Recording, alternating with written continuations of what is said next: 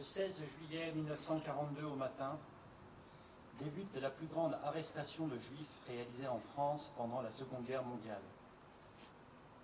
Une opération qui destine plus de 13 000 d'entre eux, hommes, femmes et enfants, au camp de la mort. Une opération qui consacre définitivement l'ignominie du régime de Vichy. Une opération qui souille encore notre mémoire nationale.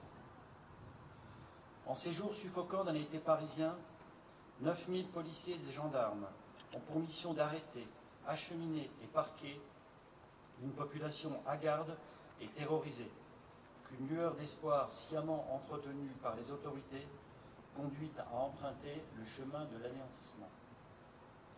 Sur les 13 152 juifs raflés les 16 et 17 juillet 1942, 7000 environ seront dirigés vers le vélodrome d'hiver. Ils y demeureront 5 jours, dans des conditions d'enfermement inhumain et de promiscuité dégradante, avant d'être expédiés par étapes vers une destination lointaine, Auschwitz. Seuls 25 adultes et une poignée d'enfants en reviendront. Partie intégrante d'une action planifiée à l'échelle de l'Europe et cyniquement baptisée vent printanier par les autorités allemandes, la rafle du Veldiv illustre jusqu'à l'écœurement la froide obstination d'une collaboration inique entre l'occupant nazi et ses séides français. Elle s'inscrit dans le droit fil d'une politique amorcée dès la défaite de 1940 par l'État français et qui ne fait que s'amplifier l'année suivante quand, en 3 rafles successives, en mai, août et décembre, plus de 8500 juifs étrangers puis français sont arrêtés à Paris avec la complicité de la police française.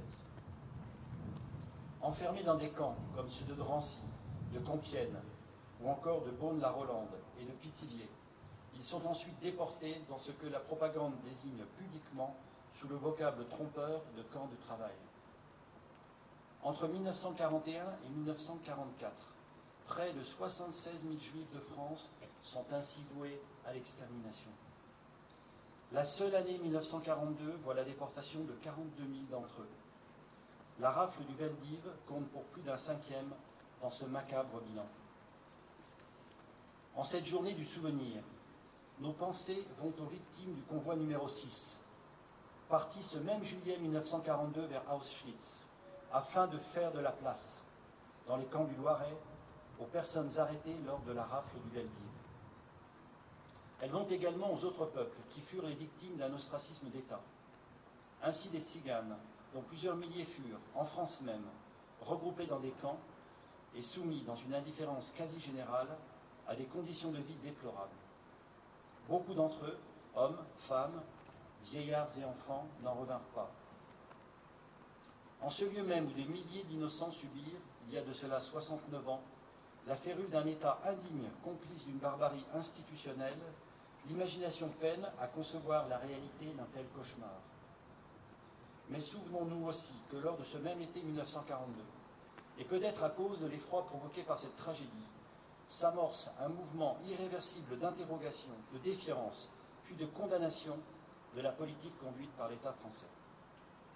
Jusque-là majoritairement confiante dans la personne du maréchal Pétain, la population multiplie les actes de résistance. Alors que le gouvernement de l'État français renie les valeurs fondamentales de liberté, d'égalité et de fraternité portées par notre histoire, des Françaises et des Français, de toutes origines et de toutes confessions, choqués par le sort réservé à des innocents, s'engage sur la voie de l'honneur et de la solidarité, cachant ses proscrits ou les aidant à fuir, montrant ainsi que d'autres choix étaient possibles. Combien furent-ils, celles et ceux qui, dans l'ombre, apportèrent ainsi un soutien souvent vital au péril de leur propre vie? Nombreux certainement, dont beaucoup, sûrement, restent encore anonymes. À ce jour, plus de 3000 d'entre eux ont reçu le titre de Juste de France. Dans l'adversité, ils ont su rester fidèles à leur conscience, en tentant, à leur manière et avec leurs moyens, d'enrayer une machine destinée à broyer les êtres et d'empêcher que des hommes qu'ils ne connaissaient pas, mais qui auraient pu être leurs parents, leurs amis, leurs voisins, tant ils leur ressemblaient, ne subissent un sort atroce et inhumain. Tout comme les résistants par leur bravoure ont su garder vivante la flamme de la patrie des droits de l'homme. Les Justes de France, par leur humble courage, ont permis que les 3/4 de la population juive de France, et notamment beaucoup d'enfants, échappent à la déportation. En ce jour de juillet 2011, souvenons-nous des victimes des persécutions et honorons les Justes de France. En les unissant dans une même commémoration, cette journée nationale nous rappelle que l'indignité de quelques-uns, la lâcheté de certains et l'indifférence du plus grand nombre ne sauraient occulter la probité morale d'une minorité et que, si certains sont capables du pire, d'autres tendent vers le meilleur. À l'époque où le spectre du communautarisme ressurgit sous d'autres formes, il revient à chacun d'entre nous de veiller à ce que la tolérance, le respect de l'autre et la justice demeurent ces idéaux républicains avec lesquels on ne transige pas.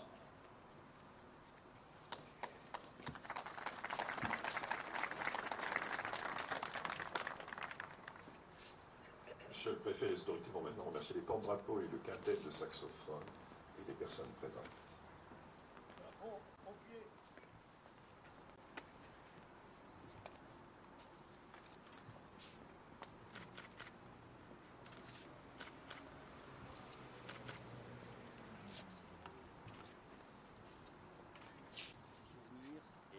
Et avoir cette pensée pour ces périodes tragiques.